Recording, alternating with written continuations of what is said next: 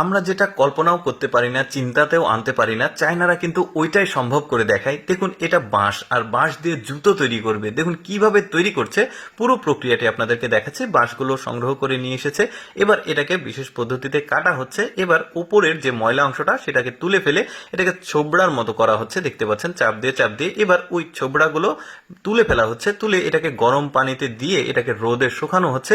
দেখুন পুরো প্রক্রিয়াটি কিন্তু বিভিন্ন ধাপে ধাপে রয়েছে।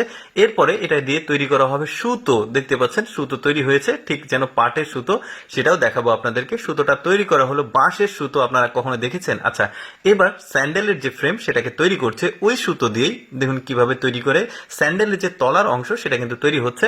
তারপরে আরেকটা ফ্রেমের মধ্যে দিয়ে চাপ দিয়ে চাপ দিয়ে এটাকে সমান করে একটা মেশিনে দিল, অনেক বেশি চাপ প্রয়োগ করে এটা সমান করা হচ্ছে। এবার পিন লাগানো হচ্ছে, এবার লাগিয়ে দেখতে পাচ্ছেন ওইটা রেখে দিয়ে আরেকটা কাপড় নেওয়া হয়েছে। এই কাপড়ের উপরে আঠা দিয়েছে, আঠা দিয়ে এটাকে রোদে শুকাতে দিচ্ছে।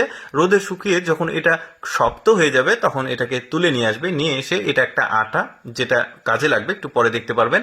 এরপরে ওই কাপড়গুলো একত্রিত করে এটাকে একটা ফ্রেমে তৈরি করা হচ্ছে, দেখতে পাচ্ছেন। আঠাগুলো যেটা গোলা হলো ওইটা কিন্তু এখানে লাগিয়ে দেওয়া হয়েছে। এখন চারিদিক দিয়ে বিট দিয়ে ওই কাপড়টাকে লাগিয়ে দেওয়া হচ্ছে। এরপরে উপরে আবার আঠা দেওয়া হচ্ছে, দিয়ে আরেকটা কাপড় দিয়ে এটাকে চাপ দেওয়া হচ্ছে।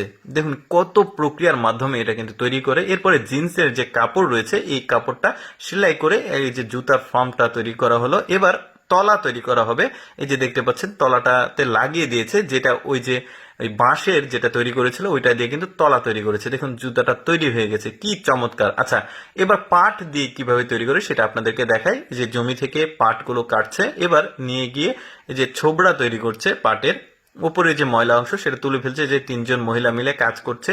এই প্রক্রিয়াটাও কিন্তু একটু জটিল। এরপরে রোদে শুকাচ্ছে ওই পাটকে, যেটা ছোবড়া করা হলো। এরপর রোদে শুকানো হলে এটাকে তুলে নিয়ে আসছে, নিয়ে এসে একটা মেশিনে দিয়ে এটা প্রক্রিয়া করছে। এরপরে আবারও তাকে রোদে দেওয়া হয়েছে, রোদে শুকানোর পর আবার একটা মেশিনে দিয়ে এটাকে সুতাতে রূপান্তরিত করা হচ্ছে। এই প্রক্রিয়াটি কিন্তু আমরা জানি যে পাটের সুতো হয়, বস্তা তৈরি হয়, তো জুতো তৈরি হয় সেটা তো আমরা আগে দেখিনি। তো এটা দেখতে পারেন ঠিক আগের যে প্রক্রিয়া ছিল, এবার ওই প্রক্রিয়াতেই কিন্তু কাজটা হচ্ছে। এবার ফ্রেমটা তৈরি করা হচ্ছে, জুতার যে ফ্রেম, মানে তলা যেখানে আমাদের পা থাকে।